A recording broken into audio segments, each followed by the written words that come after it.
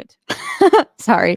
Hello and welcome, you amazing humans. Welcome to another episode of Mysteries Were a History, where I'll take you on the wild ride into the unknown, the strange, and the mysterious. Like you, I have questions, and like you, I want answers. Today's topic is alien visitation and intruders. Now, a little disclaimer, I've never seen an alien. All of these accounts and descriptions are based on witness testimonies and alleged encounters. What I hope to do in this episode is look at the various types that have been described and try to make a connection to worlds in other star systems with varying environments that such entities could possibly evolve on. But before we even get started, let's bring in our extra special guest, Jimmy Church. Am I live? You are live. Am I live right now? Like in the now? In the now. Not now back then, but right now. Right now. When is then? Isn't that from Spaceballs? Yes, it is. It's my favorite. And let's jump. That's one of my all-time favorite movies, like of all. I know the whole movie by memory. Cristina, I can do Spaceballs quotes all day long, and I do. You stole my heart. So, but let's jump into this. I've got a few minutes before the show tonight. I've got Duke Sullivan on the show from World Bigfoot Radio, and I'm very excited about all of that. It's been a crazy day, as I'm sure you have put together through social media what's been going on out there in the UFO world, and I thought, you know what, I need a break. Christina's going on. I am just going to interrupt her show and you were invited. It's never an interruption. I feel, but anyway, the subject of today is one of my most passionate things that I like to yap about. And you started to speak about it briefly, but let's back up. Alien intrusions. Right? Yeah. Give me your thoughts on this. Well, first of all, I am so happy that you're here because you are just a plethora of knowledge. I mean, you've interviewed countless people who've kind of brushed on this topic. So the goal for today's show is to talk about different races that have come on Earth and kind of understand their physiology and possibly what their home worlds are like and why they are the way that they are. So my thoughts right off the bat of these alien visitors and intruders is all of them are completely different. Just like with people, like no two people are the same. You have good people and bad people. You have good aliens and bad aliens. Of course, depending on your race for these entities, they could be more prevalent towards one side versus the other, maybe possibly being a little bit more aggressive than maybe some other races. But overall, with these shows that I do, it really focuses me to do the research that I couldn't possibly do as focused without prepping for these kinds of shows. You know what I mean? I do. And what I have found is this. And it's a numbers game. We can actually start right there. It's a numbers game followed by a chemistry game. But if we just take a basic look on the facts, let's just go with the facts. Always just the facts. That's right. We start here. In 1995, our first exoplanet. That was number one. 1995. That was 26 years ago. Our first exoplanet. 5 years later, the count was 5. 5 exoplanets. Today, the accepted numbers in science, in academia, the accepted numbers are just in our Milky Way, 80 billion Earth-like planets in the Goldilocks zone. 80 billion. So we have gone in 26 years from our first exoplanet to today 80 billion. The other accepted fact is this. This is a fact. You walk outside, you look up at the stars, every single star that you see has at least one planet. Every single one.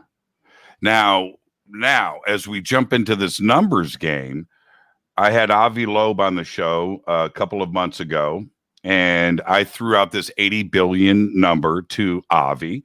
Avi from Harvard, astrophysicist, theoretical physicist. He said 80 billion is a good number. I think it's more like 1 trillion planets that are Earth-like in our Milky Way. 1 trillion.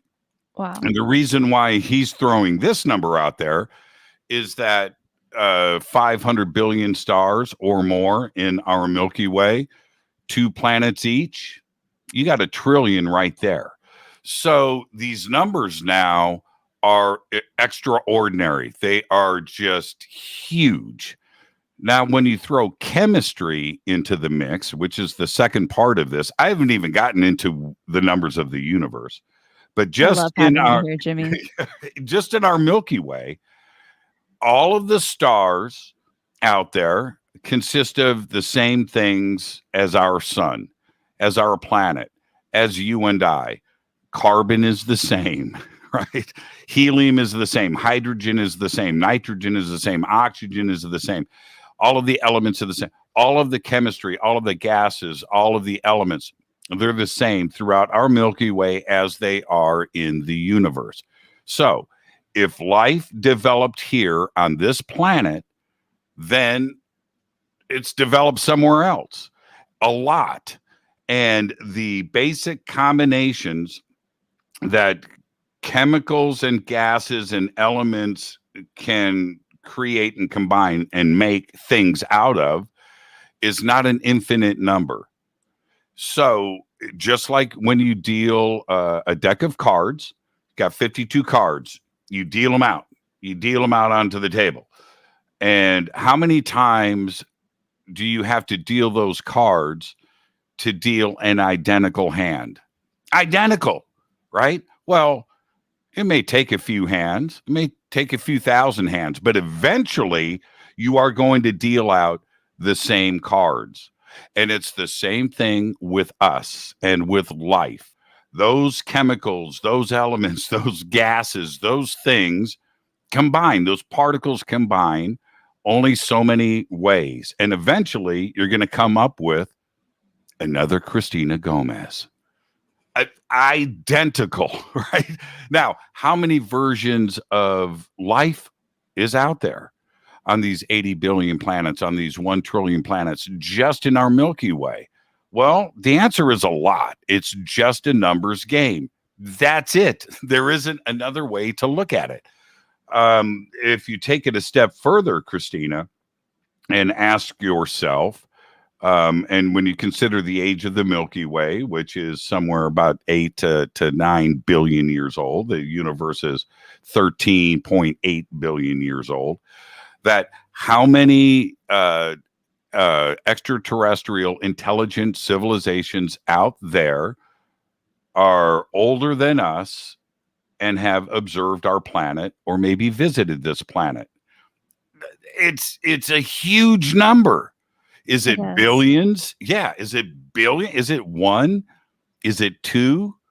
Is it 10,000? Is it 100,000? I don't know, but it's a numbers game.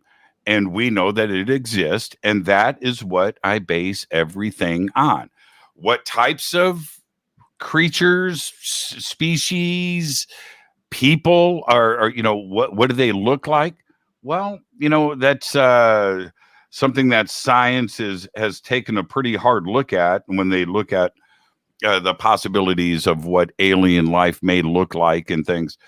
I would say that, and obviously I've thought about this a lot, right? But I would say this, that DNA is universal.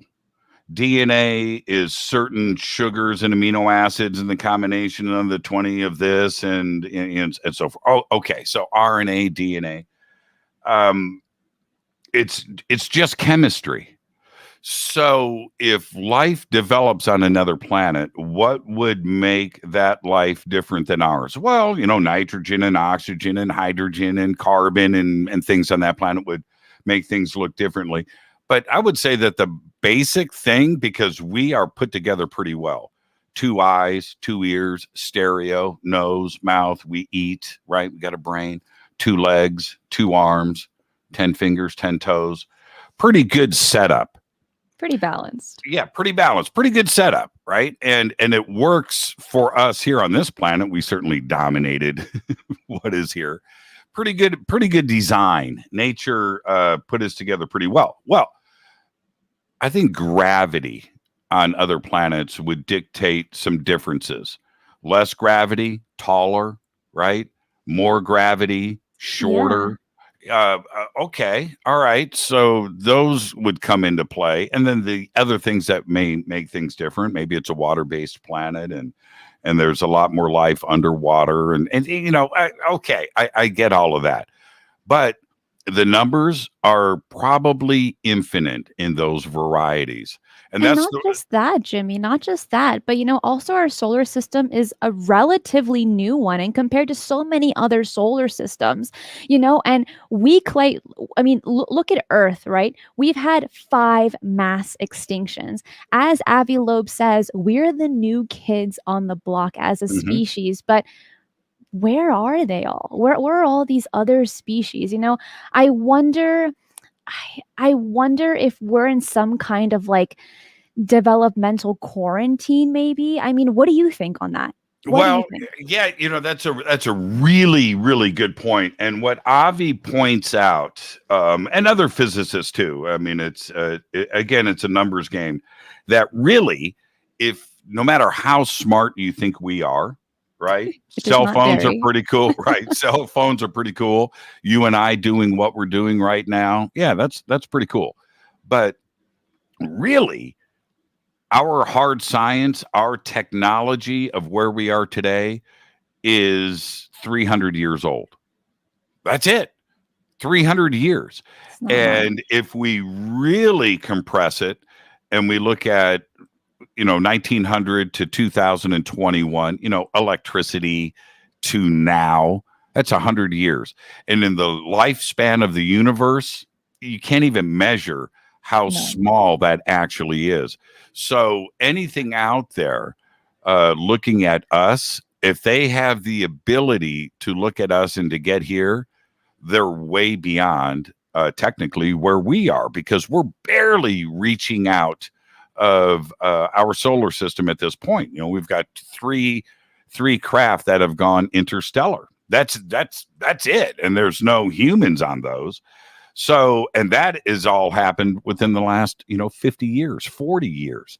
So if somebody is observing us, how would they look at us? Would we be interesting?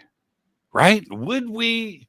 And especially if they have a longer lifespan than we do as well. It's like, well, these people only live for 80 years max. These entities could watch generations of people seeing their involvement. And they would have observed us and checked us out for a very long time. And if we really consider this, let's stop for a second. You brought up the 5 mass extinction events. If we go back to 65 million years ago, and aliens out there, intelligent life, were sending probes, or maybe a spaceship, maybe a little dude is driving here, and they show up. Man's not, Homo sapiens sapiens not here yet. And they're looking at dinosaurs. Allegedly. Right. Well played. And they're looking for electricity or homes or signs of intelligent life, radar telescopes, right? They don't see any of that. They just see, they're going to, okay, all right, life is here. They've got water. There's things going on. We'll monitor and check and keep things observed. Well, we would do the same thing. If we happen to find, microbial life on Mars, well, we're going to stay on top of that. Or if we find something else out there that is observable, We're going to keep an eye on it, knowing that the distance between us and them in light years, we're seeing the old version. Remember, look at it this way. If somebody's got a telescope, Cristina, and they are 10,000 light years away and they're looking at Earth, right? And they've got high technology and they can see into our atmosphere and they can see things and they know that, it's oxygen and nitrogen and we're carbon based and things, water, clouds, atmosphere. And they're looking at our planet. They're not looking at you and I talking. What are they looking at? They're looking at Neanderthal, right? They're looking at life that hasn't gotten to technology yet. They're looking at campfires. And they're seeing the old version of us. They're not seeing you and I talking right now live on a live stream. That's not what they are observing, unless they send something here, right? In the real time. And that's it. That's my take. That's my take. And I think I'm pretty solid in this. I don't think there's another real way to look at it. At least not yet.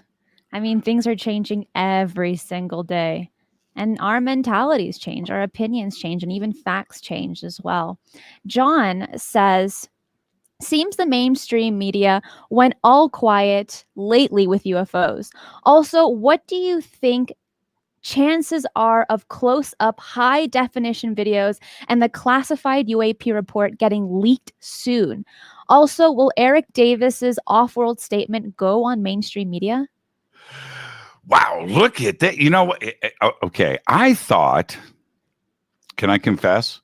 Please. I thought you and I were here alone, and I just clicked over here on comments, and we've got everybody hanging out and yapping. Hello, everybody. I thought we were waiting for people to come in, and you and I were just having a little conversation, and now I'm all nervous.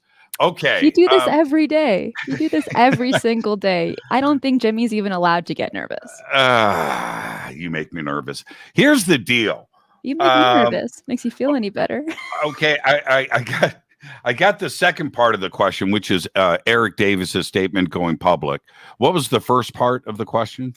The first part says, do you think chances are of close-up high-definition videos and the classified UAP report getting leaked soon?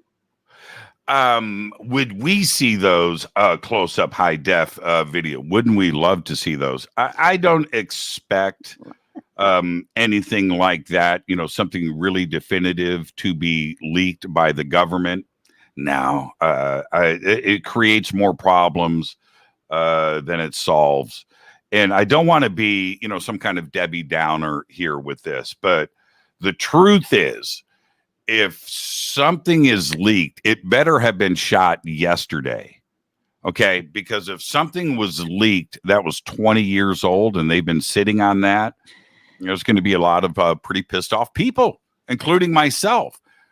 So would they do that? No, not voluntarily. I think that if anything like that gets leaked, or if anything that like that gets shown to the public, if somebody's hacked a server, something will have been leaked if it's coming from the government, and that's how that would happen. Voluntarily, no. And I'll tell you why. And this may seem fundamental. Then I'll get to Eric Davis. This seems fundamental on the surface, but it's really the truth.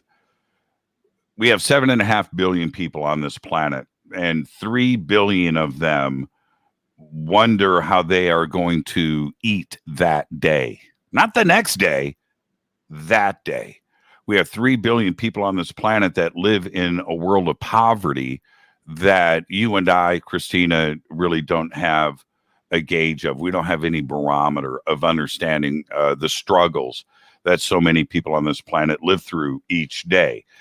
If it is revealed that our government and world governments have been in possession of a technology that could provide for farming, the energy for farming, the energy for food distribution, the electricity and heating for homes and schools and education and providing for 3 billion people on this planet. And they've been sitting on that where everything could be solved, very easily and effortlessly. That would be a big, big, big problem.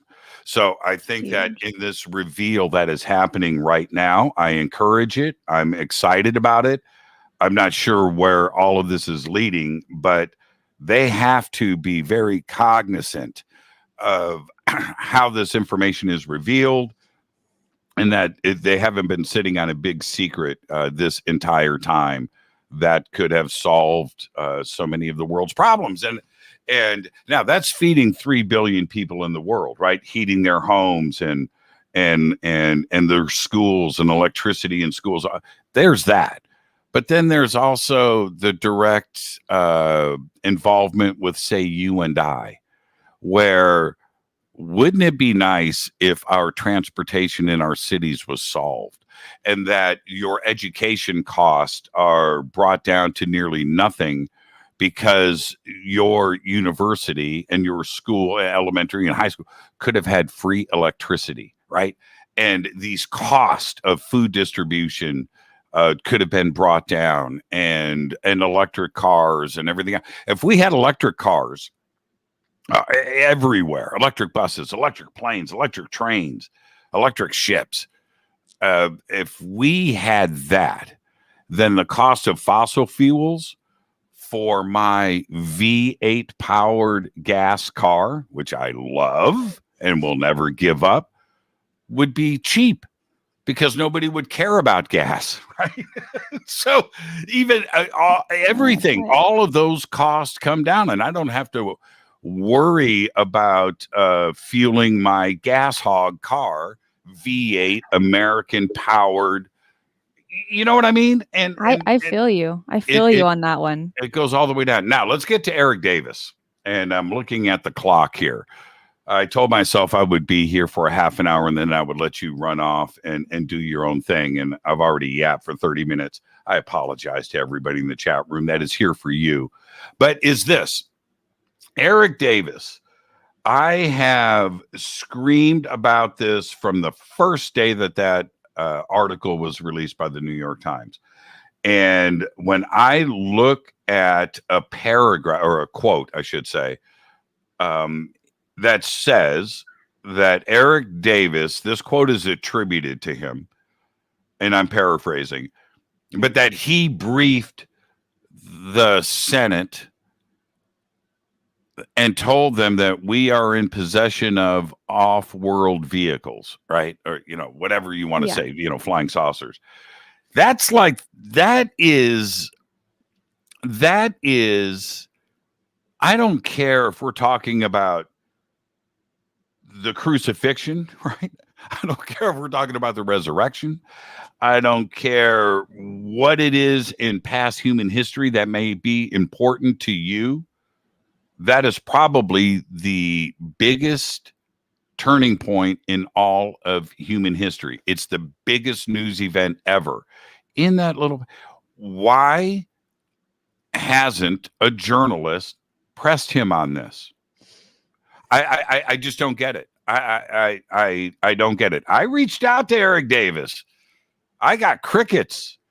And when I first reached out to Eric, he's like, yeah, man, I'll come on Fade to Black. And this is all before. And now he's got a new job at Aerospace Corporation, and he's, he's got this new career, and he doesn't want to dabble back into this UFO thing at the moment. Okay, I can respect that. But I am just surprised that the New York Times or somebody at the Examiner, Washington Post, whatever, Los Angeles Times, hasn't gone after Eric and pressed him on explaining why he said what he said. He needs to go public. He 100% does. Well, that leads me into the next question that John also asked is, do you think the mainstream media has gone quiet on UFOs lately? Do you think that maybe these reporters are not asking Eric Davis these kinds of questions because it's no longer a hot topic? Oh man. It's a You know hard what? question. No, it's not. But let me say this. I'm not the only person out there that is recognizing this and that is concerned by this. And as we start to move forward, the questions aren't going to get easier. They're going to get more difficult. And people today are smarter than they ever have been in the past. And that's really the truth.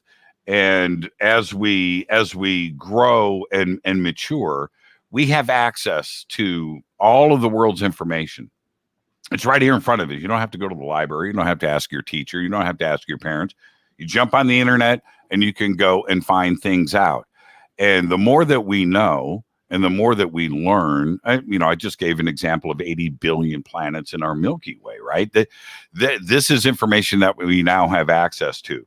And as we get smarter, the the BS of the past is becoming more and more obvious. It just is, right? And we know that the dogma that is repeated over and over again starts to become truth, and that's the way that that's the way it's been in the past. And my example for that is this: up until the internet age, we'll go with 1995. Let's go with AOL, 1995. Oh, Up just until then, quick thing, Jimmy. Deborah says he lost me after Debbie Downer. Deborah Lavin. Lavin. wow. Okay. You Well, know I her. don't want to be a Debbie Downer, but is this up until 1995, everything was in control. Information was in control. Your books that are being printed are in control. The education system is in control. And you go back 100 years, 1,000 years, 2,000 years, 3,000 years, controlling the masses was so important for our very survival, right? And and not only do governments today understand that, but an example of this would be, look, you have bad water over here next to the village, and people are going over and they're drinking this bad water and dying. So the leaders of this small village, maybe it's 100 people, maybe it's 500 people, but they see what's going on now. But people are thirsty. They need to drink, and they're going to drink. So now, how do you, for your very survival, keep people from drinking the bad water? Well, you go, God says you can't drink out of that pond, right? What? That's right. We got to walk a little bit further and get our water from over there. But that pond, God says no. People go and get the fresh water over here. Nobody's dying. You've just controlled the masses with a little taste of fear. And it's been that way for a very, very long time. And that's where, up until 1995, that control has been pretty solid. It's not that kind of party anymore. We are able to go and get our own answers, and we are able to figure out things on our own because we are getting smarter. So when we get to this UFO question today, it's not the control that they had in 1965, 1970, 1975. It is different. You and I can speak right now, and in nanoseconds, Cristina, nanoseconds, everybody around the world that is listening to us speak right now can get their information in the now. Back to Spaceball. Now. That's right. And they know this. So that right now, when it comes to the UFO question, as things are starting to spin out of control, I think the government is trying to get back into the playbook and figure out how they can continue to control this narrative, because it is about to blow big time. And I'm excited to be here, and I'm going to be a part of it. And Richard Dolan and I, a couple of months ago, we were on the phone laughing, and Richard Richard said this to me. Richard, if you're listening, you hear this in the future, laugh with me. Richard goes, Church, you and I are going to figure this out together, man. We are not going to give up. And that's really the truth. I'm going to ride this out to the bloody end. And we're getting pretty close, Cristina. You think so? I Super do. close? I hope so. I hope so. Can't you feel it? I can feel it. Yes. I'm excited to be in this point in time right now. We can have this conversation. The government's kind of dropping some stuff here and there. It's being such a popular talked about topic that all we're waiting for is just aliens to come down and being like, hey guys. Christopher Morales just said, is that what Lou told you, Jimmy? You know what? That is what Lou said this past Saturday. And when we did our live disclosure event, and it was tremendous and it was really cool. And Lou and I don't know if you caught it, but Lou and I talked for 2 hours in our little segment. And everything was great, but there was one little nugget in there that even I went, what? And I was pressing Lou for his opinion on, is our government, right now, it seems like things are moving pretty fast, but are we also responding too slow to this? In that, are we giving an opportunity for another country out there, Russia, China, whoever, Israel, Brazil, Argentina, Chile, France, the United Kingdom, Japan, Australia? Are we giving another country out there the opportunity to step forward and say, ET is here. We're making contact as we speak? Are we giving somebody else an opportunity to step out in front of the United States? And Lou said, and I'm paraphrasing, but he said something to the effect of, something is about to break.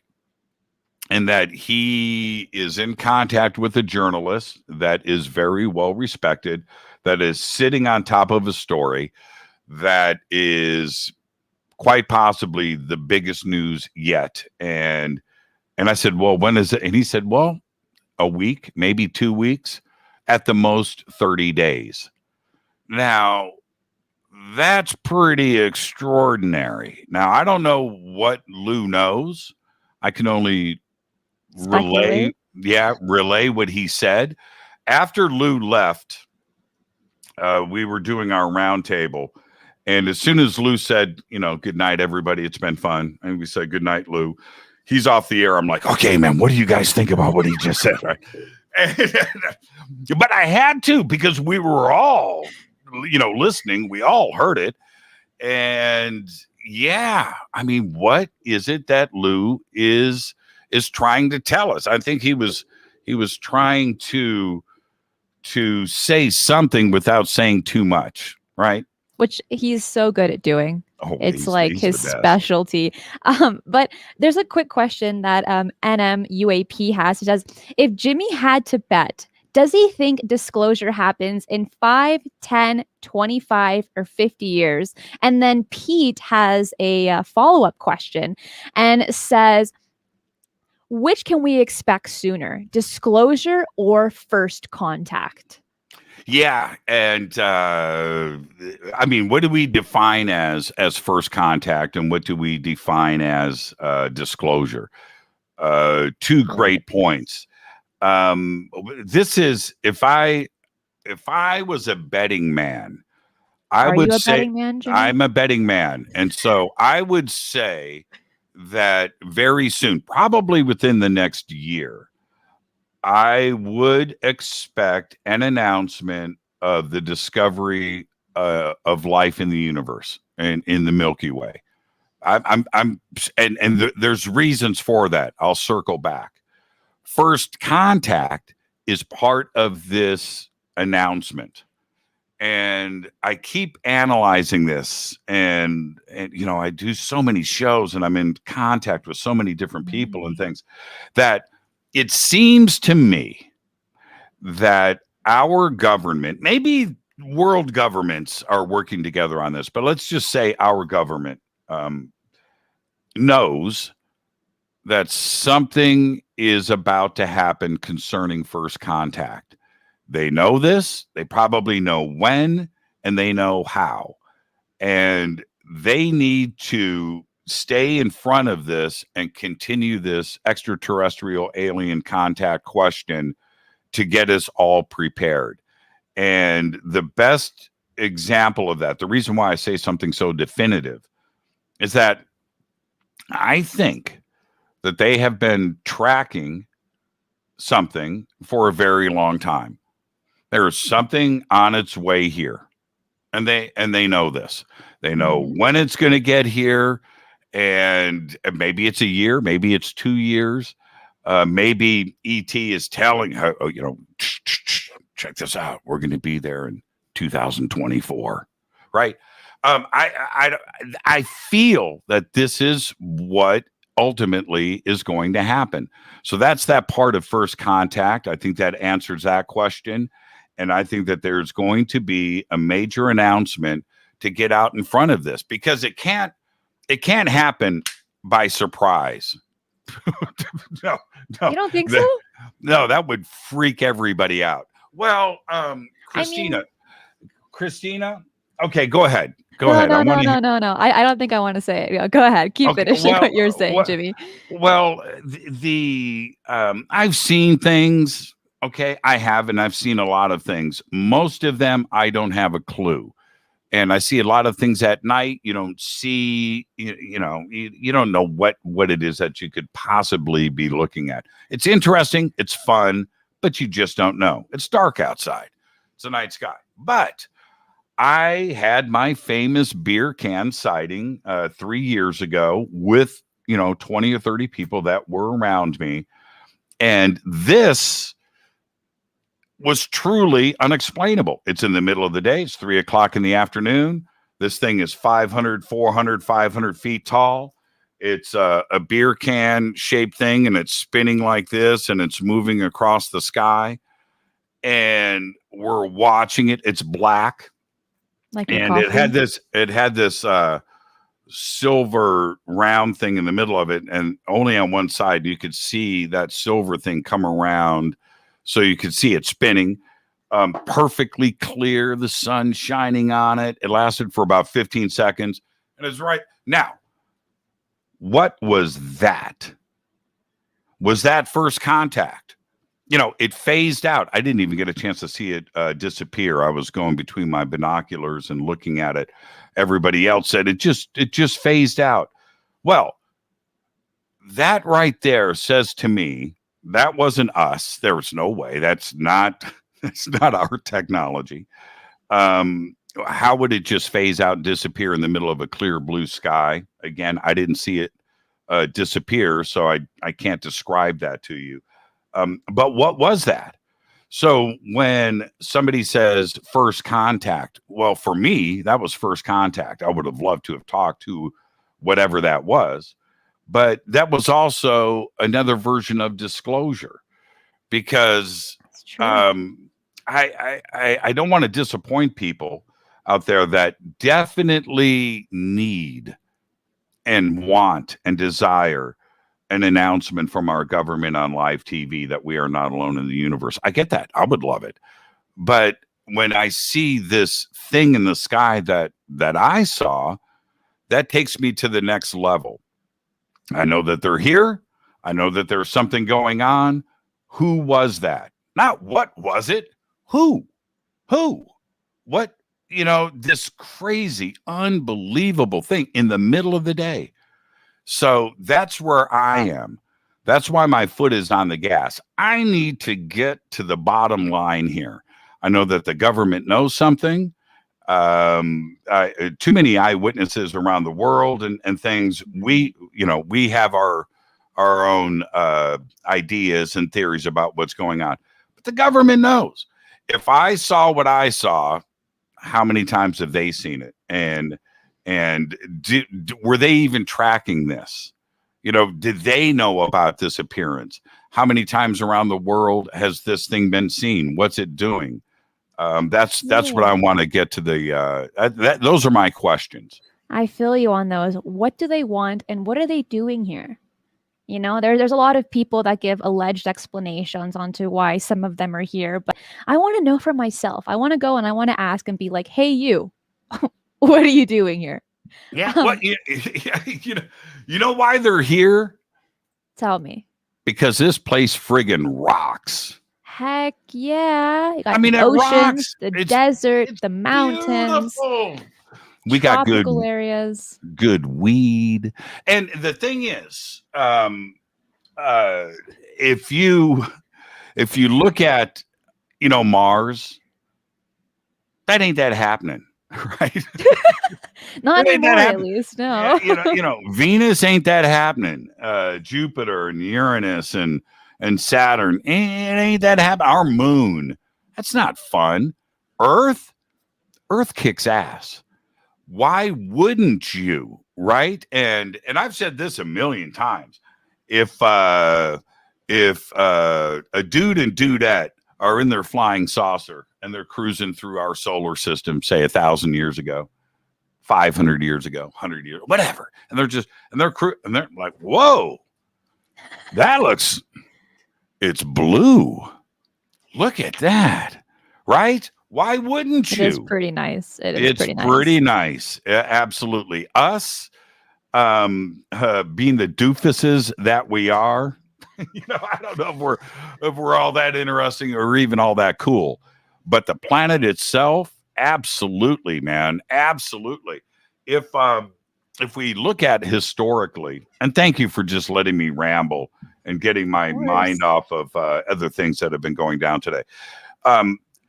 We've only had guns, gunpowder, the Chinese invented gunpowder and things. So if we back up before that, and we just go to bows and arrows, right? We're not a threat back then to ET.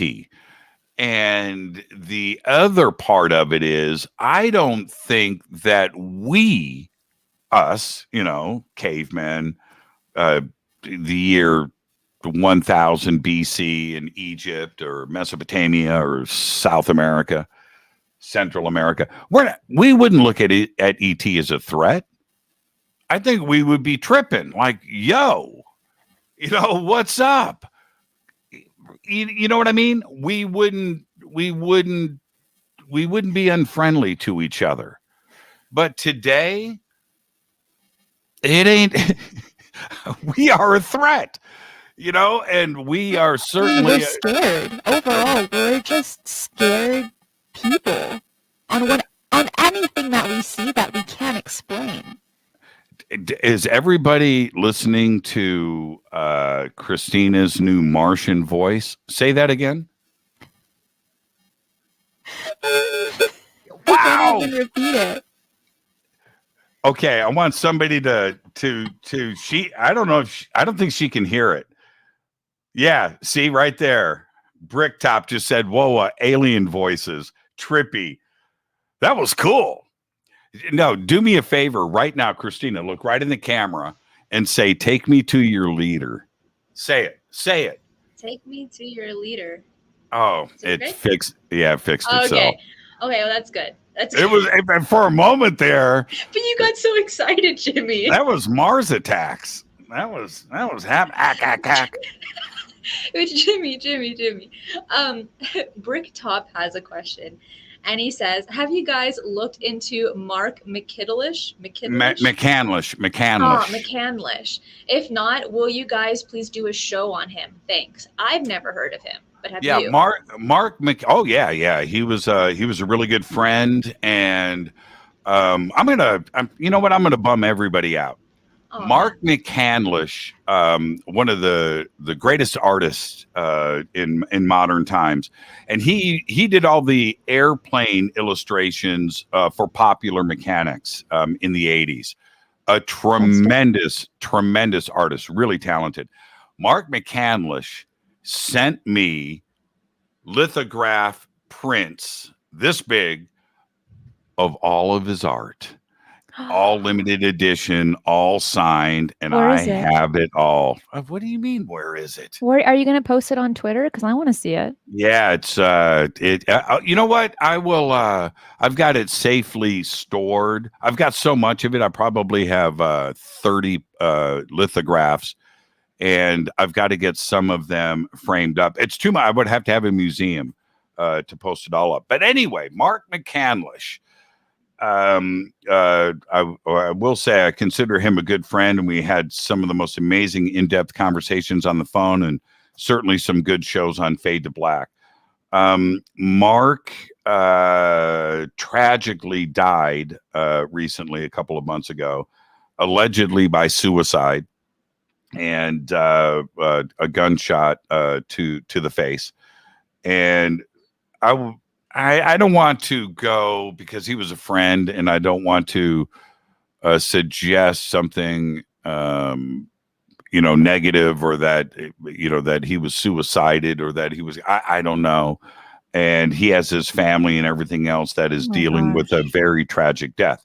I'm so sorry. But the stuff that he has brought forward over the years certainly ruffled a few feathers about the ARV, alien reproduction vehicle, and what possibly could be in the skies, and his artwork and illustrations and blueprints that he created to illustrate the ARV were probably pretty accurate, and also the propulsion systems and how they were done.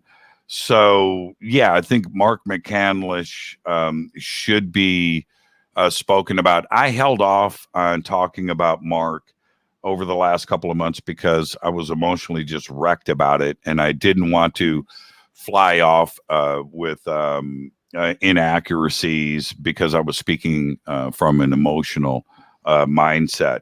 But yeah, you're absolutely, Mark, I think was onto something, and I consider him a true whistleblower, and his death was indeed tragic. I had no idea, but I definitely have to look into him now. So what's up next? So John, this is going to be a lot longer show than I ever expected, which is awesome because Jimmy, I love you. I'm happy that you're here and giving me so much input, and people are really engaged in the live chat. With everything. So John has another question, and he says, do you think that truth about portals, missing people, abductions, genetic manipulation will ever be admitted? Thoughts on Skinwalker Ranch and David Paulides? Sorry, I call him Paulides, which is awful. David Paulides research showing not all the beings are benevolent. Benevolent, yes, and okay, that's like 15 thoughts and 15 answers to 15 questions. But it's hard to get a hold of you. People want to ask their questions live. Yeah, well, and thank you for that, John. I'm excited about physics. And in the world of physics, which is something that I'm very passionate about, and I do the best I can with this small, primitive gray goo in my brain. I'm not the smartest person in the world, but I study this and I'm fascinated with it. And I spend much of every single day looking into the world of physics. Okay. And I feel that today I can sit down with any physicist, Isaac Arthur and Avi Loeb and Brian Greene and Sean Carroll and Michio Kaku, anybody else that even the doofus, Neil deGrasse Tyson. I can go toe to toe with any of them. And this, when we talk about portals and and interdimensionality and things, if we just look at the world of physics and what these educated academics, these professionals are trying to get us to believe in their research, which is 11 dimensions, not 3. Let's go there. Let's go there. The multiverse. Let's go there. Parallel worlds. Let's go there. Time travel. Let's go there. Entanglement, non-locality. We can jump into all of that, which would suggest all of this would suggest everything that John just put into that question. All of it.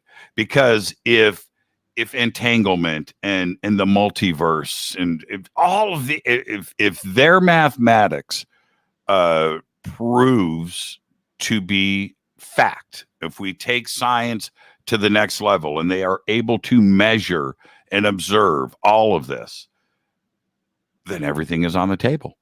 Bigfoot is on the table. Time travel's on the table. Faster than the speed of light is on the table. Parallel worlds, the Mandela effect, right? Every life after death, every consciousness, everything that we want answers to will be answered by physics. Now, all of these physicists will tell you, nah, I'm not spiritual. Nah, consciousness, it's not a thing. Ghosts aren't real, right? Everything that they see, right? They don't want to go into these zones, but they are telling us that all of this stuff is possible by their own research. So we are very close to this, John. And David Paulides and Portals and Skinwalker Ranch and Sedona, Arizona and Joshua Tree and all these magical places all around the world where these things are happening. Black Frog Ranch or Blind Frog Ranch. All of this is real. And we're going to be able to just sit back and go, whew, we answered those questions.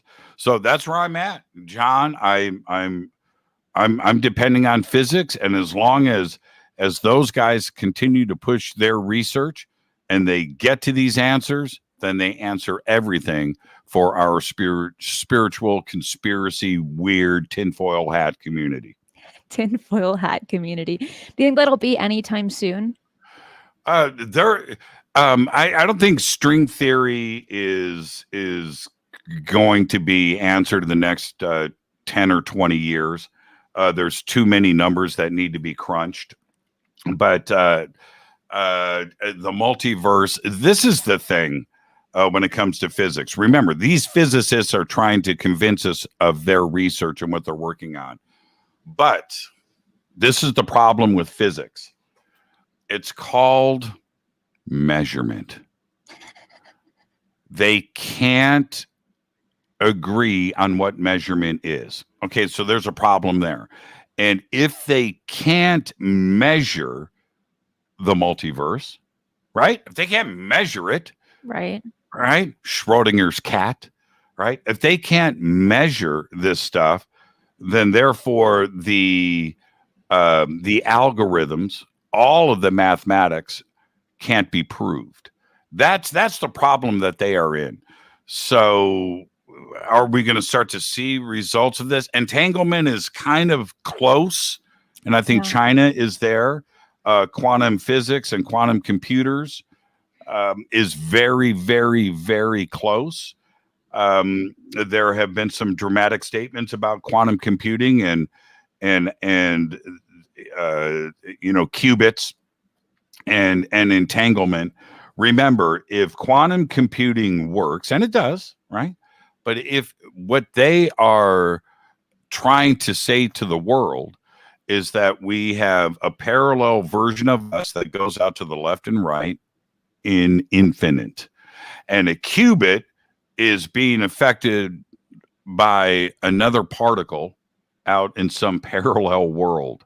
Now, they can't prove it, but they know that it works. So they are trying to get us to go, well, okay, Star Trek was real then. Yes. Yeah, absolutely. Because these quantum computers work. We're not necessarily sure how this qubit thing is getting affected, but we know that it does work. So therefore, parallel worlds are real, right? But they can't measure it. And that's the problem. Yet. Not yet. But I'm excited about it. I really am. I listen to these physicists all day long, and when they are talking about a particle here affecting a particle instantly at the same time, at the other side of the universe, they think they're talking about whatever. I'm thinking aliens. right?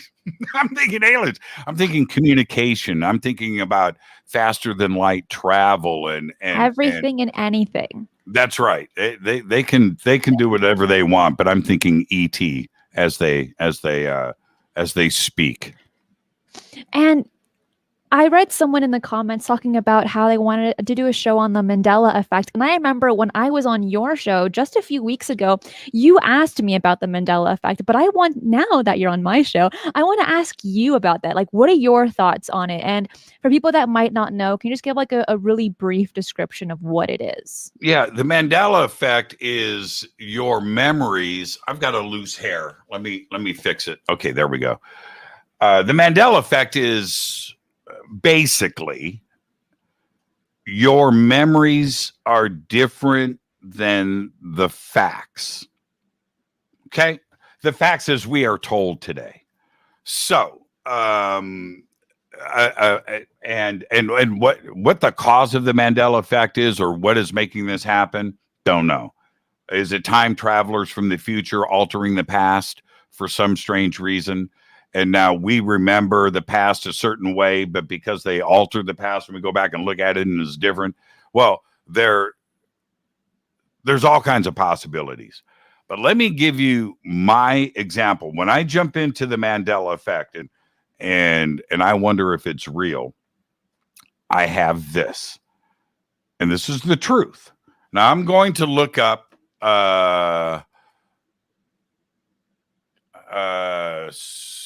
space shuttle disaster. Curious Okay. George says he believed that there were 52 states. I feel you on that. I thought there were 51 states, and I made a fool of myself on Jimmy's show, and he made fun of me for it. Okay, say that again, because that was awesome. What was it? Curious George says that I believed all my life there were 52 states, and I said on your show to Fade to Black that I believe that there were 51 states, and you made fun of me for it. And like, I know I'm not the only one. but see, and there's nothing wrong with that. No, there's not. There's nothing wrong with that. It blows my mind, but there's nothing wrong with that. And so here is my example. I arrived in California late 1984, and I put a band together. And during 1985, I had a certain singer in my band that lived with me, and he really couldn't sing that well, but he lived with me and he didn't have a car. And I had to drive him to work every morning to make sure that he paid the rent. Okay. Nice. All right. So I know when this was 1985, and I drive him to work, and I come home. It's early in the morning, 8:00, and I'm in the kitchen and I'm making coffee, and I turn on the TV, and the Space Shuttle Challenger is about to launch. So I get my coffee and I go in to my bedroom, and I'm watching the Challenger explode on television.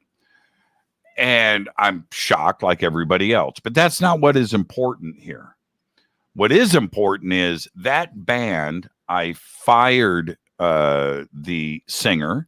I get another singer, and we go into the studio and we record a demo. This is 1985. And we start playing shows in Hollywood. All of this in 1985. This is a true story? This is a true story. So I know the timeline of everything, how it went down. I know this because of the singers that were in the band and who I was driving to work and when I saw the challenge. So anyway, so now let's advance to like 3 or 4 years ago, and the Mandela Effect is making its thing, and somebody brings up, calls in and says, yeah, man, what about the Challenger disaster? And I said, well, what about it? Well, I remember, I was in 6th grade and we watched it in science class. And in 6th grade, it was 1985. I said, well, yeah, because it happened in 1985. And they go, no, it didn't. It happened in 1986. I said, no, that's impossible. I was in a band and right. And so I look it up, and here it is. I'm reading straight from Wikipedia. The Space Shuttle Challenger disaster was a fatal accident in the United States space program that occurred on January 28th, 1986. Wow. A year after I fired the singer in my band. And I had to just step back. Now, look, I don't want to sound like the crazy person in the room here. I honestly, listen, everybody, I don't want to be that person. I can only note that for the last 30 years, I've thought about the Space Shuttle Challenger disaster a lot, and how I saw it, and when I saw it, and why I saw it. I was up because I drove my singer to work, who I fired in the band. He was only in the band for like 2 months. And that was it. Moved out of the house. And we got another singer, and the whole thing tipped my world upside down, Cristina. And I just have to sit back and go, what the hell is going on? Can my memory be that faulty? But here's the trippy thing. Could millions of people have remembered this wrong?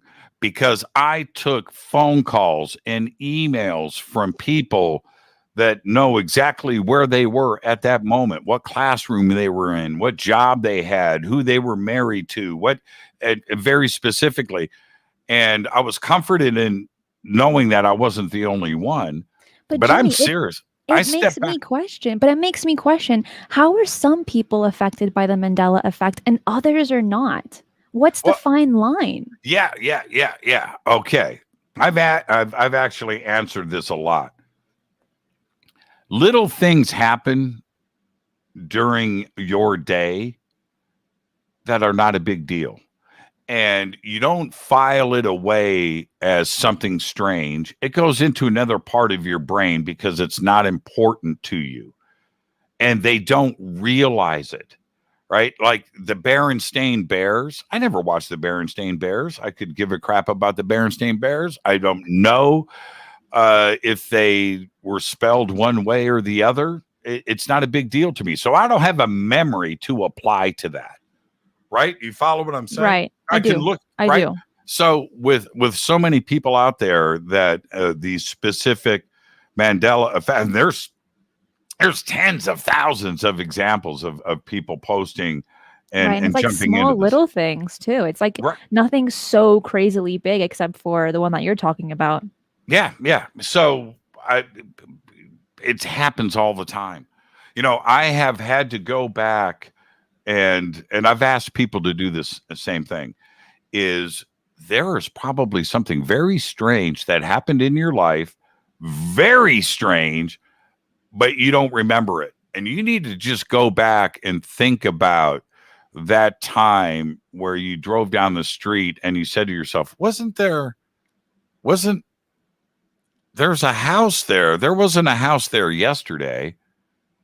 Right? Or whatever it is, right? And you just continue and you just like forget about it. You go on to your day and then your week and then your month. And the next thing you know, this little crazy little event, it's just forgotten. So just go back and think about something strange that happened and just go back into your file cabinet and pull something out and go and take a look at it, because I think it happens all the time, but it's not important. It doesn't change your life, right? You know what I mean?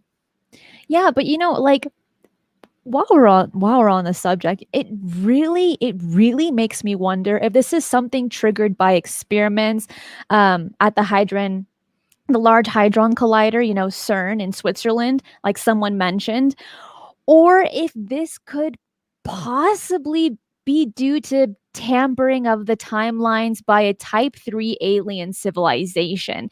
It seems to be something in the background, but huge. So it's like something powerful enough to twist up timelines or maybe parallel realities. Do you think, are they merging at some point like the TV show Fringe? I hope Oh what I man. said makes sense. But there are so many bits and pieces to this, and like you are Mr. Library, Mr. Encyclopedia. Fringe was a documentary, by the way. That wasn't science fiction. Man, I love Fringe. You know how many times that show was on forever. was a I've good probably, I'm going to say this because it rhymes. I probably binged Fringe completely, probably 3 or 4 times. 3 or 4 times? That many times? One. I've spent years of my life invested into Fringe. So let's pick this apart for a second. I believe that the work that is being done at CERN, and CERN's not the only accelerator collider in the world. You know, China's got a couple, Russia's got a couple. There's 5 here in the United States. Spain has one. I think there's a couple in the United Kingdom. So this kind of stuff is happening all the time. And what they are doing is this. They don't know. Right? They don't know. Let's accelerate these particles up to the speed of light, and let's let them collide, and then let's just see what happens. I don't know. I feel like there's a lot more to that. It's just speculation. I don't know, but they're trying to create black holes. Say what? Right? They're trying to create antimatter, which they are. CERN right now has antimatter. Antimatter touches matter and it explodes, right? So they have antimatter that they have created in a magnetic box suspended because it can't touch anything, right? Now, what are you doing? And the thing is this. In these experiments, could they rip a hole between dimensions? Could something step in to our dimension from another dimension and take a peek and look around? Right. Well, totally stranger, 100% Stranger Things. And could it be some, a dark entity, somebody that, whatever. But they don't know the results of the experiments until they do these experiments. They are trying to create black holes, and they are, by the way, very small ones. But what if something spun out of control? We would never know, right? We would get swallowed up in a black hole in a fraction of a second. It's just like the lights are off, just like that. But could you imagine? Yeah, could you imagine that, Jimmy? I do imagine it. I watched a documentary on CERN. There's a bunch, but I watched this one specifically and ramping up to this big test, and they're going to accelerate these particles to the speed of light. And they're all standing in the control room to watch the photography as things collide. And they don't know what they're looking for. Right. And I'm just like, are you crazy? I know that you go. Yeah, I know. Trial and error, really. Oh man. Failure. And now they're building a bigger one. It's like, 4 times as big as, can you imagine living in the town of CERN? Right. No. Knowing that stuff is going on a couple blocks away. Man, I don't know. I remember when I was a kid, I was in 8th grade. And this is what I did. My dad, we lived in this house in Indianapolis, had this really nice parquet wood floor throughout the whole house. Beautiful, just beautiful. Mm-hmm. And I go and steal a bunch of chemicals from chemistry class. And I knew from the chemistry class that combining a couple of these, things would heat up and react weird and change colors. And I was, so I get some test tubes, and I steal like 3 or 4 chemicals, and I stuff them in my socks, put the rubber stoppers in, and a test tube holder, I steal that. Jeez. And I take it home. And so now I'm in my bedroom. It's a true story. This is a true story. I'm coming clean. I'm in my bedroom, and I got this test tube holder, and I've got a test tube like full of whatever chemical, about this full, and I've got this other test tube full of a chemical, and I'm standing. I don't have goggles on. Oh no! I'm just standing, and I go like this, whoop, and and it took. I'm going to say it took a half a second. I don't even think it was that long. And it went purple to orange, it like that in an instant, kind of bubbled and then blew up. Right? And I'm standing there and I look down on the floor, on this parquet floor. No. And it does this. No. And it's smoking, and I look, and the floor. I run out, and I'm freaking. I've got chemical orange smoke filling the house, and it won't stop. And I come back in, and it created this crater, and it's still bubbling, and it's like on fire, kind of thing, into the floor, into the concrete, burned the parquet out. And it was like this big around. No, in the middle of my bedroom floor. You and Lou Elizondo's dad would have gotten along so well when he was telling a story that he used to make bombs back in Cuba. I mean, you and him would have gotten along. Yeah. And so, and if I can do that in my bedroom, what could happen over in CERN? I'm just saying. There you go. I almost burned a hole to China. And I couldn't get it to stop. That was the other thing, man. I was water, and it just continued to bubble. Yeah. My dad came home. I couldn't get the smell out of the house, and I had to show him, and it was crazy. It was crazy. A crater on my bedroom floor. Oh my gosh! True story. Really happened. No, that's insane. And I quickly want to say thank you so much, Human Jones, and everyone else's super chats. You guys are all amazing. Human Jones says, watching Fringe for the third time. Keep the lights on. Maybe get a strawberry milkshake on me. Let me just tell you guys. Milkshake. No, let me just tell you guys. The best strawberry milkshakes on the freaking planet is from Chick-fil-A. I can drink those every day and then like get a ton of acne, but definitely worth it. Have you had one? I'm going In-N-Out Burger. And I don't have one here. Yeah, and at In-N-Out Burger, you can get them to make a Neapolitan. So you get chocolate, vanilla, and strawberry in one shake. Change your life. That sounds really good. Make you slap your mama. I'm serious. Oh, I'm sorry. My mom would slap me hard across the face if I even touched her. I don't know, but she would not after she drank that shake. She'd be like, "Okay, all right, okay, mija, slap me again." Mom. No. When I was growing up, I couldn't even raise my voice to my mother without getting hit. Like, no. No, man. Yeah. Okay. So, I've gone this far. I might as well commit to another 15 minutes. Let's get back to the original thing that we were talking about. Is species and the different kinds. And what I find interesting is the direct testimony that seems to be happening over and over again with witnesses that in one room at one time, right? A mantis being, a Nordic, gray, tall white, all together in one room. And although it sounds unbelievable, it really does. I'm thinking that is the way to look at it.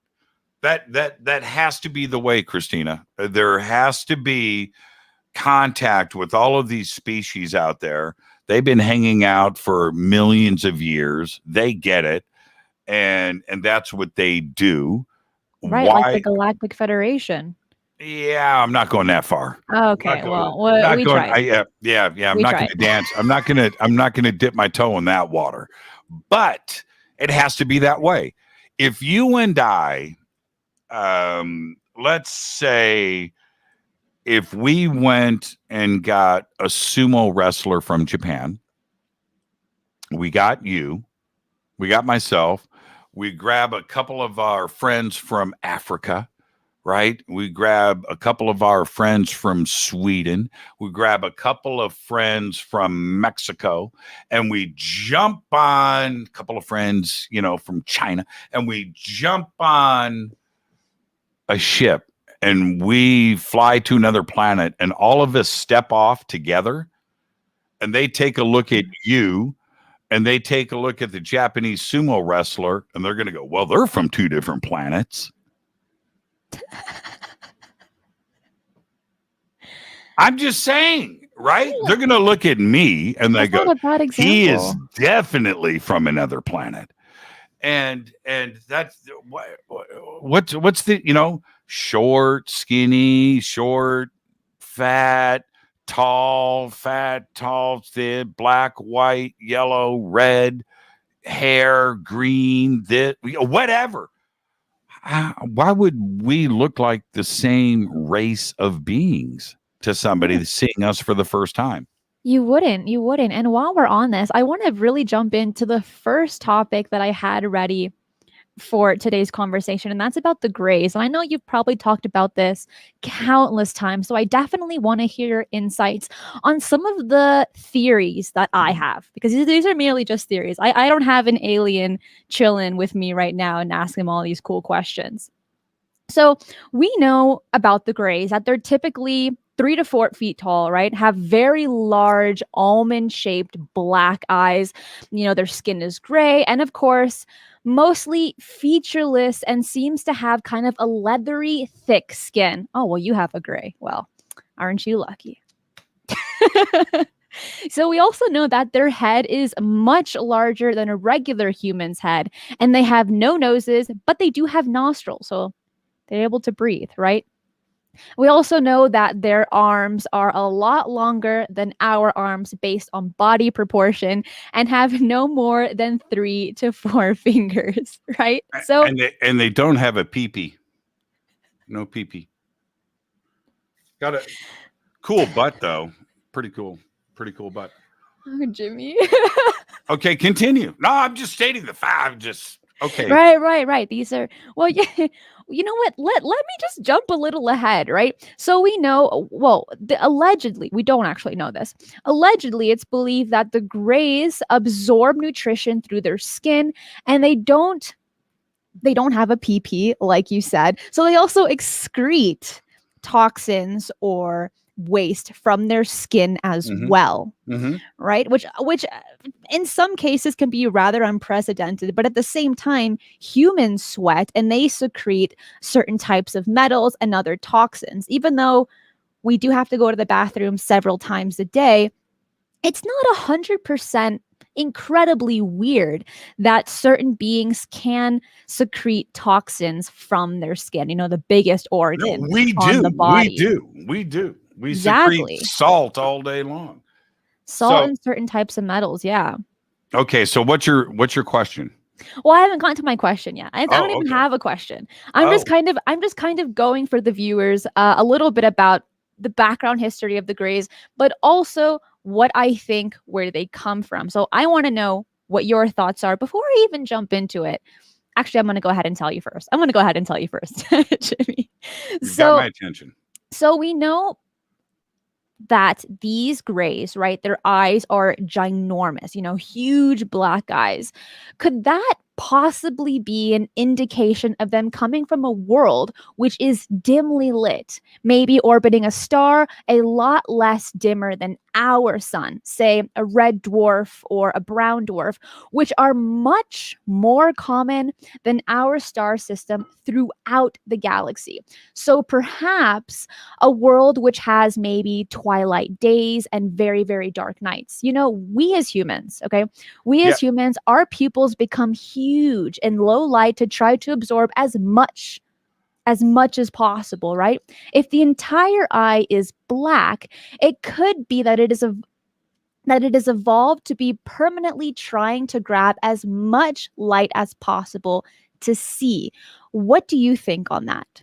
I think you're. I think that you are thinking in the right direction, but okay. no, I like, no. I like it. Go on. Okay, we here on Earth have evolved to see a certain spectrum and frequency of light. It's that simple. Anything out of that range, we can't see. Right.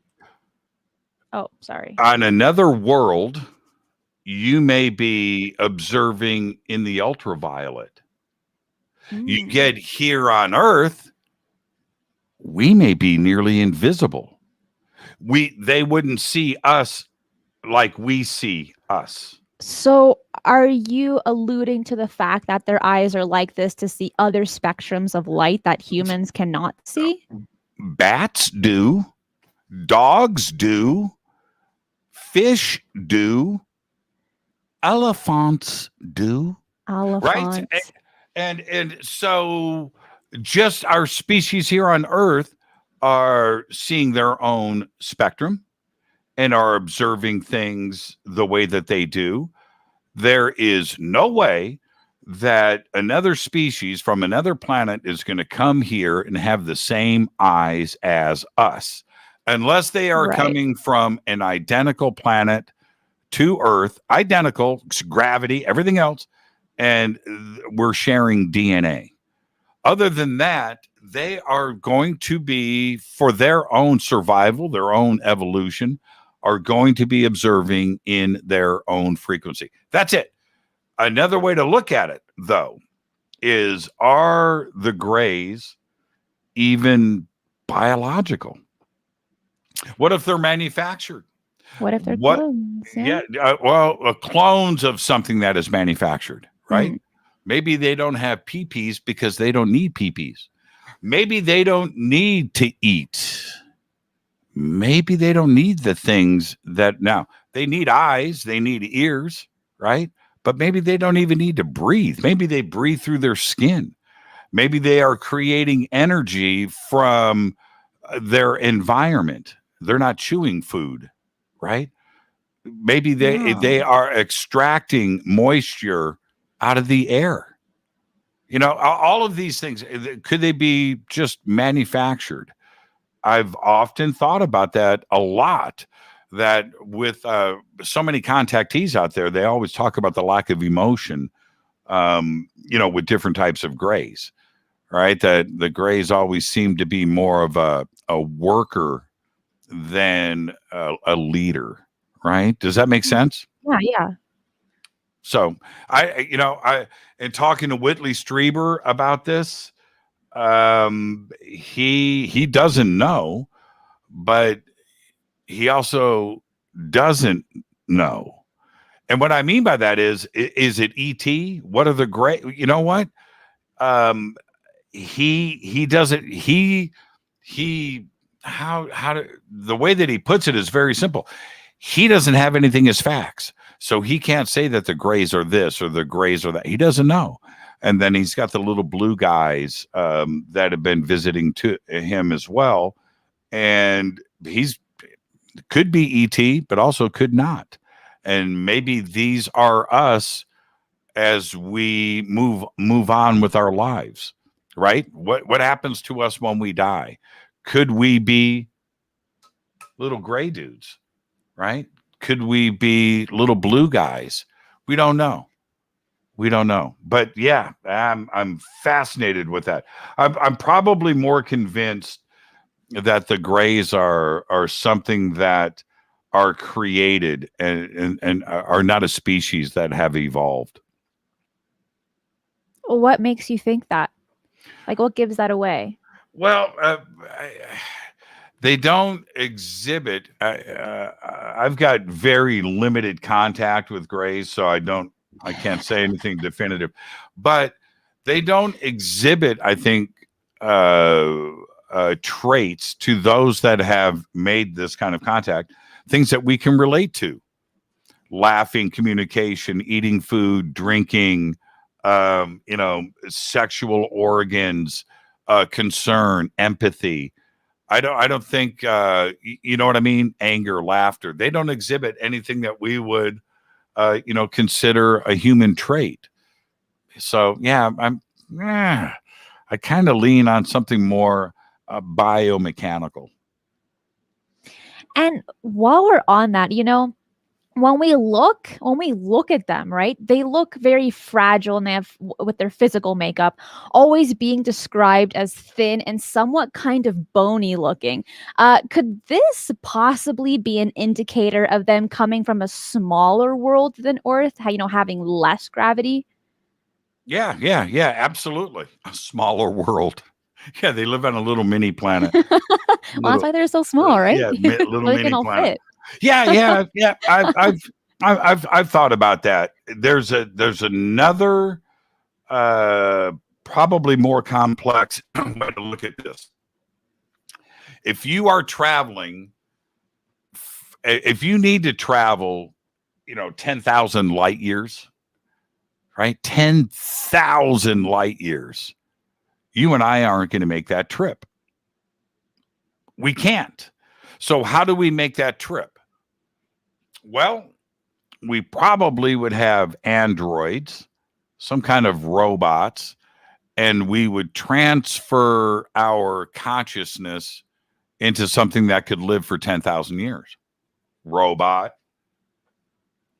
guy like this, right? Something like this that could pilot something for 10,000 years, and you could observe through their eyes like a robot, right? Like a little robot running around. I've got a robot in here somewhere.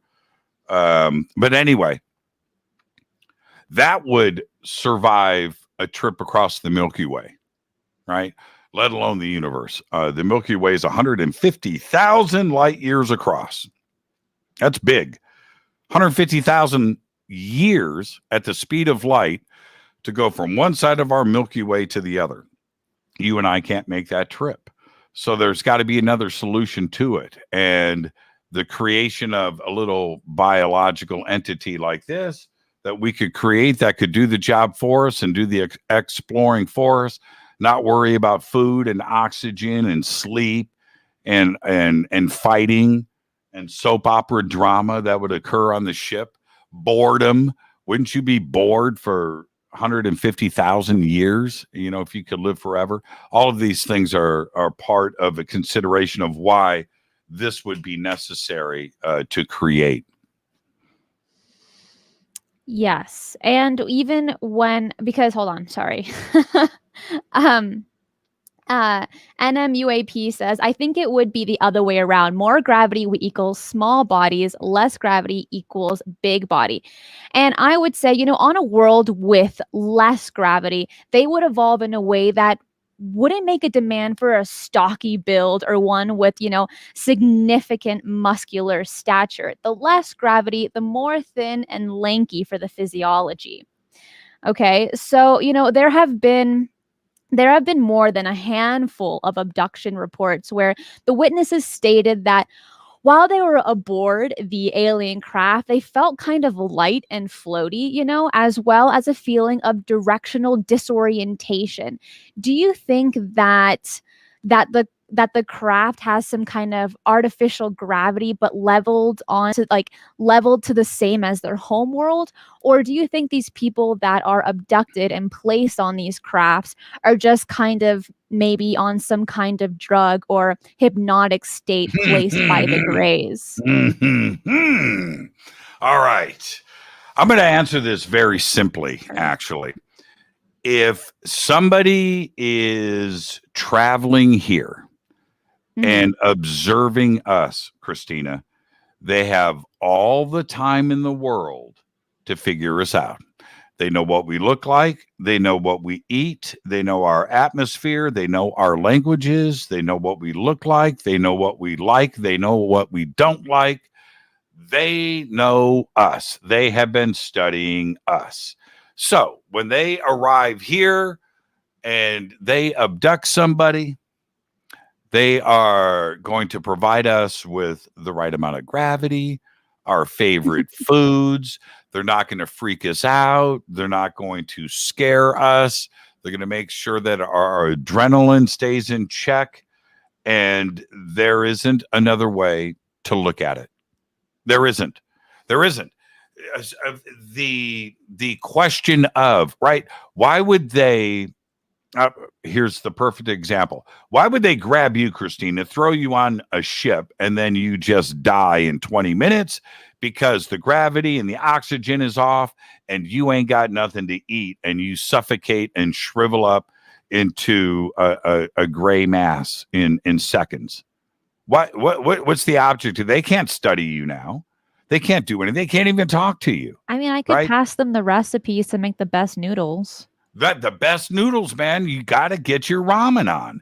And the thing is this, we do the same thing here, right? If we get fish from the ocean and we want to study those fish on land, we've got the appropriate saltwater tanks with the right oxygen and the right food when we put those fish in. That's what we do, right? ET's got to be doing the same thing. Why would they do something different? That's a failed experiment. Why would they want to sucked up me, right? Dead. Now they can't do anything with me. They can't talk to me. They can't even fight with me or argue with me. I'm dead. No, they would definitely make sure that they have an atmosphere and a gravity, a room, a place for us to go and hang out in. It's just the way that it is. It's just the way that it is, I feel that. And it's true. It's scientific fact. It's scientific fact. The next thing I want to talk about is the skin, like how the skin looks with the grays. It's allegedly said to be, featureless, leathery skin. Now let's go along with the assumption that they evolved on a twilight world, like I had mentioned earlier, right? Orbiting a dim sun, say either a red or a brown dwarf.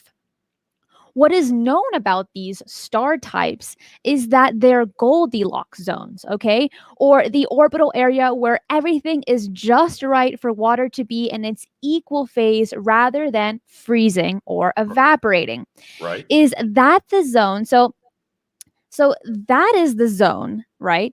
That is relatively closer to the dwarf star than ours is to our sun. Okay, so the thing that has been concluded by astronomers and by astrophysicists is that red and brown dwarf stars are a lot more volatile, okay, with solar flares and coronal mass ejections than our sun. And the radiation would be significantly higher in those habitable zones. So it could be that their skin is a product of an evolution that possibly gives them an extra protection against such radiation and solar storms. This is what would make the most sense, having that kind of leathery skin because of their environment. Absolutely. There's species on this planet that don't mind radiation. Right. And if there are things right now that can survive in the vacuum of space, that like live on this planet. Right. Yeah. Tardigrades are a perfect example. There's others, too, as well. And now, that being said, so evolution would have to apply to any species that is hanging out with a brown, red, white dwarf star, whatever version. But there's another big deal here, and it's this. All right? You ready? This is ready. When I fly a mission and drop a bomb. All right, everybody in the chat room, listen to what Uncle Jimmy is about to say. Our sun sucks. Our sun, at its maximum, is going to be with us for 10 billion years. That's it. That's it. That's the type of sun that we have, the type of star that we have. We're already 5 billion years into it. So we have evolved. Earth is 4.5 billion years old. Whether ET brought us here or not, none of that matters. We have evolved into our existence with our sun. 24 hours, 365 days a year, the distance, the temperature, everything else. We have adapted to it. It's going to end. It's going to end. So eventually we're going to have to leave. All right. And in the next billion years or so, things are going to be so unstable with that star of ours that Earth is just going to fry up and it's going to be a lump of coal.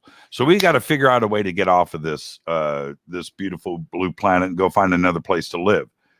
Now let's get to the red, brown, white dwarf idea here. Those stars, even with their instability, can last for 1 trillion years. 1 trillion. Ours is 10 billion. The existence and the evolution of a species that is on a planet that is around a star in the Goldilocks zone with the right temperature and the right radiation, and you are allowed to hang out on your planet for 1 trillion years, your skin's going to do all kinds of crazy things. You're going to have all the time to evolve and survive with that red, brown dwarf. Right. Right? Okay. Right. Ours, it ain't so nice. It's been stable. That's the thing, right? This is what you brought up. It's been stable for this 5 billion years. It's been very stable, right? No freaky things, no expansion, no, and all of that comes from its core, hydrogen core, and eventually that hydrogen is going to burn out. The helium shell on the outside is going to overtake it. It'll be a helium fusion that is going on, and that's when it's going to freak out. And that's going to happen eventually. Right now, we're at the midpoint, right? So the instability craziness is going to start happening over the next billion years. And it's going to expand. Our sun is going to expand and touch Earth. We're done. Mars, it's going to get hot. But it may survive the expansion. The outer planets, those are gas giants. We're not going to be living there. Maybe on one of their moons. We need to get out. We need to get out and go find us a nice little red dwarf, brown dwarf that's going to be around for 1 trillion years. That's it. I don't mean to be a Debbie Downer, but yeah, we need to start planning on building those starships. And we need to get out of here so we can go and develop some thick skin with some high radiation. Yeah. That's going to take a while. It's going to take a little bit of evolution to get that thick skin because, when you're living close to red or brown dwarfs, that world would also be a lot warmer, given to the closeness to the parent star. Could that be why these grays are seen with no bodily hair at all? Like, do you think maybe it got burned off, or is there like no need for insulation like we do here when we have cold climates, mild climates and hot climates? We'll all look like Keith Richards by the age of 5. I'm just saying. Well, maybe if that were the case, it would pull away the concepts of discrimination, right? With having no hair and all of us looking somewhat similar. We wouldn't have to go to the hair salon every week and get our hair done because that just takes a long period of time. Yeah. And these considerations are reality for us. When I go and look at some of the animations and the computer simulations of not only our solar system, but the Milky Way and the universe and where it's going to be trillions of years from now in the future, Earth and our star system is, when we look at the big expanse of time, we come and go at the very beginning. 13.8 billion years is nothing with 100 trillion years. So as everything evolves and things come and go, our existence is very, very small, and it's at the very beginning of everything compared to what is going to happen over time. And here's the other thing to consider. let's say that we build a starship. We build a fleet of starships, and we put all of the population on Earth on these starships, and we just head out, and we're heading in different directions. We're going to allow Homo sapiens to survive and continue on, and we're going to just go look for planets, and we're going to just do our things. And these starships can last theoretically forever. Okay? Forever. All right? Okay, forever. Until we find a planet, right? Or not. Maybe we don't find a planet. But here's the deal. Everything will stop existing at some point. So the very particles that make us up stop bonding, right? That everything just stops bonding. It ends its age. Remember, the particles that make up your body, right, are from a star that exploded billions of years ago. Like the new saying goes, why be sad when you're made out of stardust? That's right. You're made out of stardust. The oxygen that you breathe right now is the same oxygen that Cleopatra breathed. It's the same oxygen. It's the same oxygen that dinosaurs breathed. It's not new oxygen. It's the same, right? And eventually, the energy that holds all particles together will run out. So those starships that we're on will dissolve. Our bodies will dissolve, and the universe will cease. Now, the energy, that's it. I mean, just everything that is left is nothing, right? That is inevitable. It's not like our species, if we could build a starship to theoretically, last forever, that we could be here infinitely. No, that's not the case. Now, we are talking about trillions of years in the future, but eventually everything will come unglued. Photons, protons, electrons, the very basic particles of matter will cease to exist. Then it's crazy, right? It's a crazy thing. It's a crazy thing to think about. And so back to our sun and what is here. I sound like I'm smart. I do. I'm really not that smart. But our sun and its 10 billion years and our 4.5 billion years of our planet and what we are in the big picture of everything, we're at the start. We're at the very start. We're only 13.8 billion years into this ride, right? Into this ride through space. There you go. All right. Got a long way to go. You know what? I actually lay awake at night thinking about these subjects. Their thought, information, right? Thought, consciousness is something that exists everywhere. It's part of energy, right? Well, at the end of everything, right? At the end of everything, does thought continue to exist? Well, you need, consciousness. You need energy for that. So where is the consumption of energy going to come from if everything is gone? If there are no stars, right? If there are no stars, stars have come and gone trillions of years ago. Well, where does consciousness? So I think about this a lot. And so our consciousness is going to be, I think thought is going to continue. Memory is going to continue. What powers our brain continues. Thinking is going to continue, but we are going to be out there searching for every little piece of energy we can in the vacuum of space to continue thought.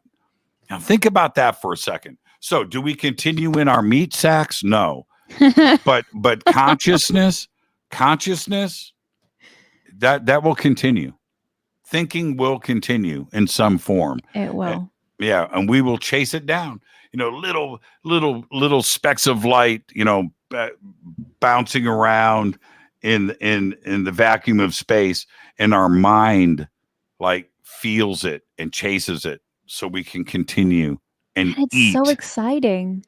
It's so exciting to have these kinds of conversations. It is, and to have someone else or other people that are even watching this to understand the excitement that we feel when we muse about these topics. And talking about eating, I would love to stop eating and just have it absorbed through my skin, like the grays. No way. That would be awesome. No way. But how can you give up? How can you give up a big bowl of penne pasta with marinara and a couple of meatballs and Parmesan cheese? I don't want to absorb that through my skin. I've tried to do it though. I've smeared it all over me, and it doesn't taste as good. Now, like lotion. Yeah, you put the marinara on your skins. But here's the thing, Jimmy. Some entities don't think the same way we do. They think that eating is very mundane and boring, and if anything, difficult. If you don't know how to cook, right, you're going to be eating sludge for the rest of your days. But finally, I wanted to. You want me to give up Haagen-Dazs? Have you lost your mind? I don't. I never said to you, Jimmy, I was referring to myself. You can do whatever you want. Eat that Haagen-Dazs, eat that marinara pasta sauce, and I'm going to get to Kronos here. Like. Kronos just posted a question a minute ago, or a statement addressing what I just said, which is the multiverse will not cease to exist all at once. Maybe just one bubble universe. Now, that is Kronos. I don't know who you are, but we can be friends, because this is a very important point. I'm just speaking about our universe, our 13.8 billion year old baby universe that is going to grow and expand and things and speed of light and dissolve into nothing. But something created us. And there is something out there, Cristina, right now, that big bang that may be wrong, but that big bang that started those are happening all the time. Outside of how many of, big bangs where chemistry compresses in that magic moment where poof, a universe is created. And right. It's happening to the infinite. It is happening to the infinite. To the infinite. Space is really friggin' big. Our universe is not all there is. Our universe is all we know. But it's not all that there is. There's not. Universes out there are there. When you walk on your favorite beach and you walk through the sand, each one of those grains of sand is a universe. That's what it's like out there. And they're stacked up, creatures as well. That's it. And we will never, here's the other thing, and then I'll let you get to your point. Our universe is expanding faster than the speed of light. Okay, so here's our universe. We're somewhere here in the middle, and we're kind of stable, and we've got Zeta Reticuli over, and we've got Andromeda over here, and we've got Sagittarius swinging back behind us, and here we are with our Milky Way, and things seem pretty static, and no, it's not. And our universe is expanding. Out here at the edge of the universe are galaxies that are expanding faster than the speed of light. We don't even get a chance to meet them. Nope. We don't see them. We will never know. Ever. We will never see, or there could be a Cristina and Jimmy talking on a radio show on a planet out there that we'll never meet. Right? And so when we talk about the amount of galaxies in our universe, in the observable universe, and that number right now is around a trillion Milky Ways out there, a trillion galaxies. That's what we can see. That's the observable universe. That's what we know about, and that's what we can measure. That's it. Everything else that is gone, we'll never know. We'll never know. Ever know. That's crazy to me. It's just such a nutty thought. And with that, I guess all thoughts are nutty. I want to hear what you wanted to ask me. Well, no, it wasn't a question. It was a statement that I wanted to get my point out that I thought was merely a muse thing. And on our planet, okay, the Pacific hagfish is the only vertebrate that can absorb food through its skin. The only one on our planet. So could this be a slight indicator that the grays evolved on a water world? Because grays can absorb nutrients through their skin. Hagfish are the only creature on Earth that can absorb through its skin. So do you think that maybe the grays evolved on a water world? Okay, because that gray, leathery, often described as slimy skin, and again, those black eyes with no defined iris, they could be viewed as seeming more marine-like than humans, at least. So, what's your point? So yes, of course. Do you think it could be from a water world? Because I mean, people don't really think about that. It's not really a common topic. Cristina, billions of water worlds. Well, you're not speaking in the singular here. That just has to be the way that it is. Everything that we contemplate, yourself, members of this community, the people listening to us right now, everything that we think about, these visitations and species and all of this, we're only thinking about our own Milky Way. That's true. it. We're only anything that you imagine or see or real or touch or comes from right here in our own little galactic neighborhood called the Milky Way. That's it. We don't get into, we can't, our brains cannot think about or contemplate the vastness of the universe and what is actually out there. I say this all the time, and I'm going to do this right now if I can. All right, I'm going to do it with this guitar pick. Okay. Right there. That guitar pick. You go out in your yard today. You go out to your yard tonight and you look up at the stars in the sky and you can see 5,000 stars on a night, right? Okay, so 5,000, and find a little black spot. Find a little black spot and hold this guitar pick up at that black spot. Hold it up and take a good look. Because right there, you're looking at 200,000 Milky Ways. What? That's right. And then move it. Move it from here to here. There's 200,000 more. 200,000 more. 200,000 more. You can do that every spot of the night sky from any place on Earth. 200,000 Milky Ways with 500 billion stars with a trillion planets. Every spot in the night sky. So you want to tell me we're alone in the universe? Come on, man. And so when we're talking about could the grays, I get that, right? Could the mantis, it's to the infinite. And our brains can't digest that kind of life in the universe. We just can't, and until Edwin Hubble in 1922, And all the way through to the Hubble telescope today, we thought, when we were looking out into the night sky, we thought that everything that we were looking at were stars.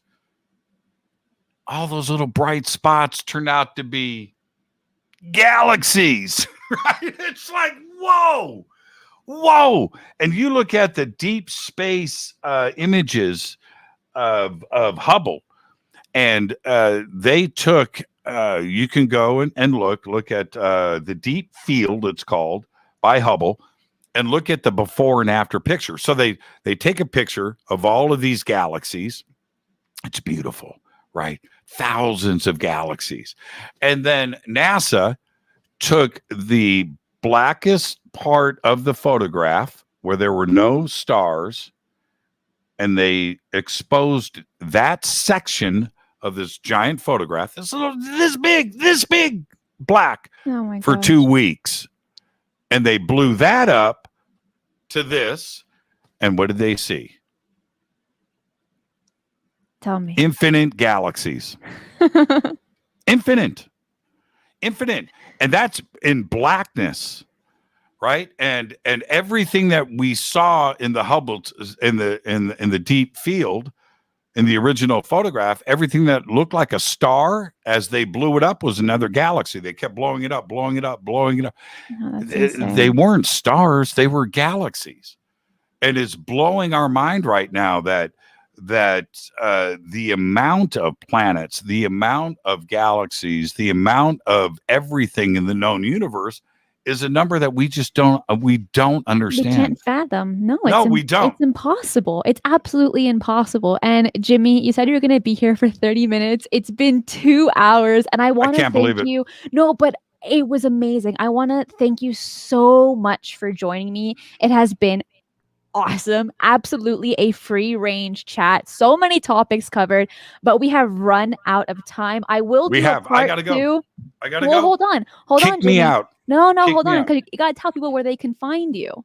Okay, but do you want to tell them now where they can find you and what time your show is? JimmyChurchRadio.com. I broadcast live 7 p.m. to 10 p.m. every night, live Monday through Thursday. And tonight on the show, Bigfoot, Duke Sullivan. And with that, it is 5 o'clock. I have got to run. Just amazing. I was planning on 30 minutes. It turned out to be 2 hours. And just enjoy the rest of your night. Thank you to everybody that was listening. And I'll see you tonight on the show. Thank you so much, Cristina. Thank you so much, Jimmy. I will see you in the live chat on your show today. Yeah, keep doing your thing. Never change. Right back at you. Good night, everybody. Bye. Wow, guys, that was insane. I loved every second of it. And I will do a part 2 of this show next Tuesday. So make sure to join me then. And we'll go over a bunch of different races and a little bit more in detail on what they look like and why they're here and why they are here. And coming up on Friday, don't miss my interview with Preston Dennett on Abductions that are still going on right now, even though we're not hearing about it as much as it was being talked about in the 80s and 90s. He'll be talking about that and a lot more at 6 p.m. on Friday. So you don't want to miss that, but I'll place more details on my Twitter. So join Jimmy and I and many, many more on our Discord server for just awesome 24/7 conversation with people all over the world on the UFO topic and many others. And like you heard from Jimmy, do not forget to watch his show on Fade to Black, and I will be there. So make sure to comment hi when you're over there so I can say hi right back to you. Okay, guys, thanks for being with me here today. Thank you to all my Patreon supporters. Again, you guys are supporting me. Everyone's been giving me super chats as well. Thank you so much. There would be no Paradigm Shifts channel without you guys. Being a self-funded college student just literally wouldn't allow it.